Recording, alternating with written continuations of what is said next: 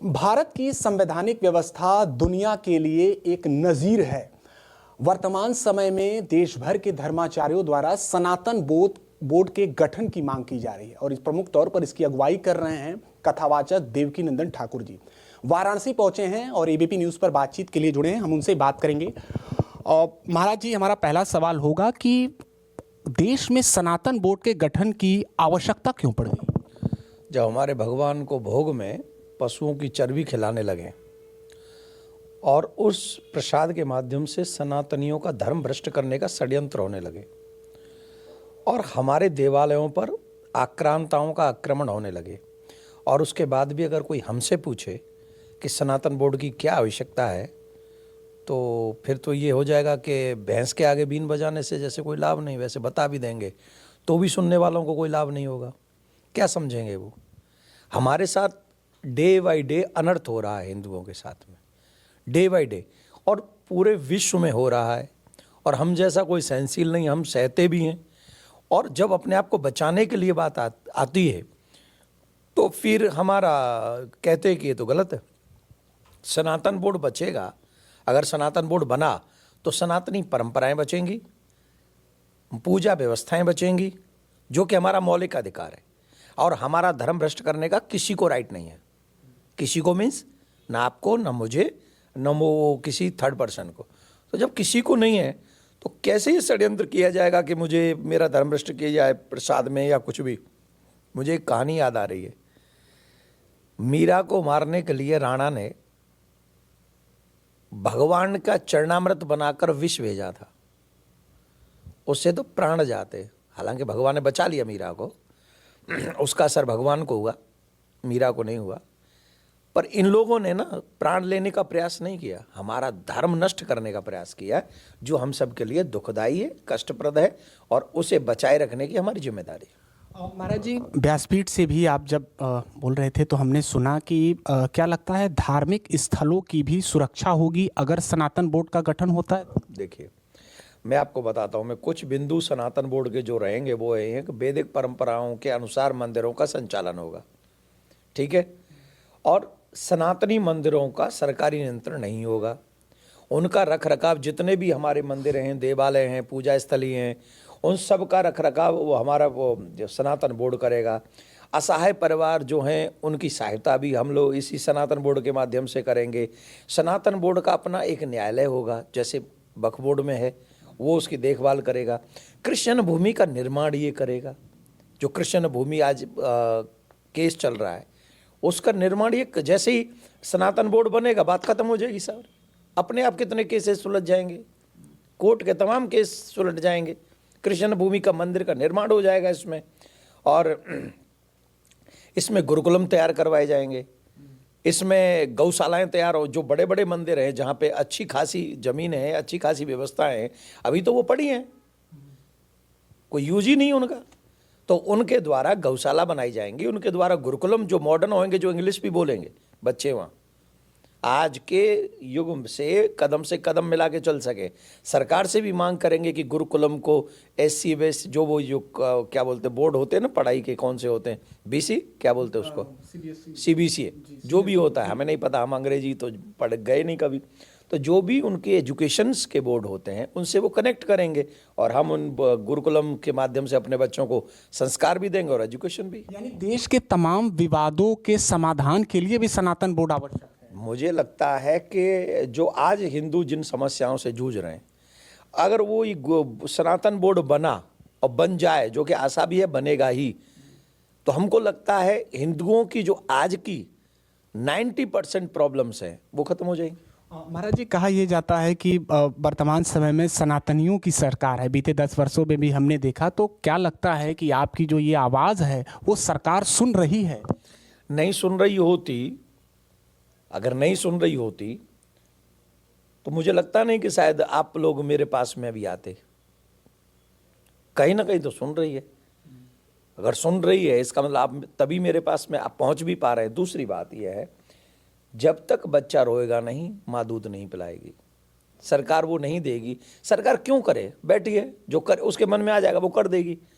लेकिन जब लगेगा कि समाज मांग रहा है, जन सैलाब इस चीज़ के लिए तैयार है कि नहीं अब बर्दाश्त नहीं करेंगे, तो मुझे लगता है सरकार हमारी सुनेगी। महाराज जी, काशी में आप हैं, काशी में ही एक विषय की भी चर्चा चल रही है। आपने कल उसकी चर्चा भी की। एक पुराने कॉलेज को वक्फ संपत्ति होने का दावा किया गया है। इसके अलावा काशी का ही एक मामला है ज्ञानवापी। इस पूरे मामले को अगर हम बात कर लें तो आपकी उस पर क्या प्रतिक्रिया? क्या दूं, क्या बोलूं? ये सब देखते हो, जब बोलेंगे तो पता है क्या कहेंगे, हिंदू मुस्लिम कर रहे हैं। और वक्फ बोर्ड कुछ भी करे कोई नहीं कहेगा कि छीना झपटी कर रहे हैं, ये इनको कोई नहीं बोलेगा। और जब बोल दूंगा तो क्या कहेंगे, ये इनका तो काम ही है हिंदू मुसलमान करना। What is this? आप हमारे मंदिर छीनो और हम कह दें ले लो तो बोले ठीक है, आप हमारे कॉलेज छीनो हम कह दें ले लो तो ठीक है, और हम कहेंगे हम नहीं देंगे तो बोले कि तुम तो हिंदू मुस्लिम कर रहे हो। ये कौन सा भाई कलाकारी है? ये कौन सी भाईचारा है? ये कौन सी मानवता है कि हमसे कोई छीनता जा रहा है, छीनता जा रहा है, छीनता। हमारे मंदिर छीन रहे हैं, हमारे कॉलेज छीन रहे हैं, हमारी बेटियां छीनी जा रही हैं और हम चुप बैठ के देखते रहें।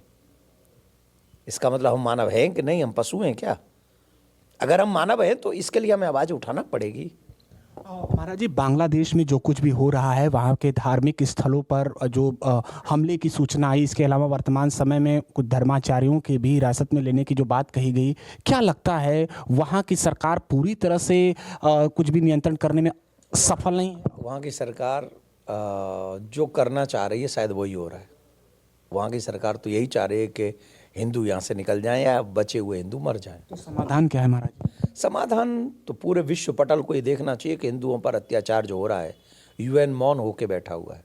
यूएन धृतराष्ट्र बना हुआ, आंखों पे पट्टी नहीं भी बांध, कभी गांधारी बन जाता है, कभी धृतराष्ट्र बन जाता है, अंधा बना बैठा है। और अंधा है पर बहरा तो नहीं, सुन तो रहा होगा चीख पुकारें। और अगर यूएन को हिंदुओं का अत्याचार, हिंदुओं पे अत्याचार जो हो रहा है हिंदुओं पे वो नहीं दिख रहा है, तो मुझको लगता है कि यूएन बंद कर देना चाहिए। हमने लेटर लिखा है यूएन को, सनातन न्यास ने लेटर लिखा है। और अगर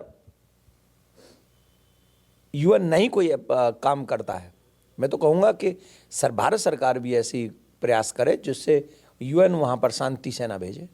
जो यूएन की सेना है वो वहाँ जाए और वहाँ पर और हिंदुओं को एक हिंदू राष्ट्र बना के दे। अगर तुम उनके साथ नहीं रहना चाहते हो तो उनके इस देश को आज़ाद कराने में उनकी भी कुर्बानी है। हिंदुओं की सेना, हमारी भारत की सेना लड़ी थी, हमारे भारत की सेना ने तुम्हें आज़ाद कराया है, तो हमें वहीं पर हिंदू राष्ट्र चाहिए। हिंदुओं को एक राष्ट्र बना के दो, तुम अपना काम करो। जो बांग्लादेश में ऑब्वियसली बांग्लादेश में हिंदू राष्ट्र बनना चाहिए। हमारी कुर्बानी ऐसे जाए क्या? बांग्लादेश के निर्माण में भारत की ही महत्वपूर्ण भूमिका रही है, तो अब भारत की वहाँ पर क्या रोल होना? देखिए, हम तो एक बात मानते हैं कि भारत नहीं होता तो बांग्लादेश नहीं होता। भारत के कारण बांग्लादेश है और कई अभी तक वो हम ही लोगों पे जीवित भी। और पर ये एहसान फरामोशी है जो ये कर रहा है, बांग्लादेश कर रहा है। ये भूल रहा है कि इन हमारे एहसानों से ही वो यहाँ तक पहुँचा हुआ है। हम लोग गाते नहीं, भारत कभी गाता नहीं, भारत सपोर्ट करता है, लेकिन भारतीयों की इस तरीके से निर्मम हत्याएं, संतों को इस तरीके से गिरफ्तार करना और ये कहना धर्माचार्यों के थ्रू कि आप पानी का तिलक लगाओ, आप कंठी मत पहनो, आप भगवा मत पहनो, आप पैंट शर्ट पहन के घूमो।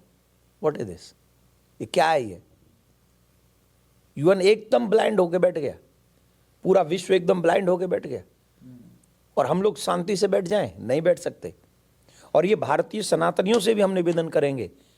आज बांग्लादेश की जो स्थिति है ना, जिस तरीके से चारों तरफ से भारत को घेरा जा रहा है, भारत में भी यही स्थिति होगी कि यहाँ कहेंगे भगवा कपड़ा मत पहनो, तिलक मत लगाओ, कंठी मत पहनो। ये सब यहाँ के लोग बोलेंगे। जाके बांग्लादेश बंगाल चेक कर लो, बांग्लादेश छोड़ो, बंगाल चेक कर लो। जहाँ हिंदुओं की संख्या कम है वहाँ बंगाल में कंडीशन देखो, वहाँ देवी जी को विसर्जन करने का टाइम मांगना पड़ता है सरकारों से। और ये सत्य को न देखना, आंखें बंद कर लेना, ये गलत बात है। सत्य को देखना चाहिए और भयावह सत्य अगर हो तो उसे बदलने का प्रयास करना चाहिए। एक अंतिम सवाल महाराज जी, कि संभल में एक घटना हुई, अब वहाँ पर कुछ राजनीतिक दल पहुँच रहे हैं, आपको क्या लगता है वहाँ पहुँचना चाहिए या? ये राजनीतिक विषय हमें क्या मतलब? जिसको जाना है जाए, जिसको मिलना है मिले, उससे हमें कोई मतलब नहीं है। लेकिन हम सभी भारतीय राजनेताओं से एक बात जरूर कहेंगे कि एक बार बांग्लादेश जरूर जाओ, और नहीं जा सकते हो तो उस पर बोलो। आप सनातन धर्म के उस देश में रहते हो जहाँ 100 करोड़ हिंदू हैं और ज़्यादा ही होंगे, कम नहीं है। और उन्हीं हिंदुओं पर अत्याचार बांग्लादेश में हो रहा है और उस पर कोई बोल नहीं रहा। बोलना चाहिए और उनकी रक्षा करनी चाहिए, उनके लिए आवाज़ उठानी चाहिए और सबको उठानी चाहिए। तो बांग्लादेश हो या सनातन बोर्ड के गठन ही हो, इन तमाम विषयों पर कथावाचक देवकी नंदन जी ने बेबाकी से बातचीत की।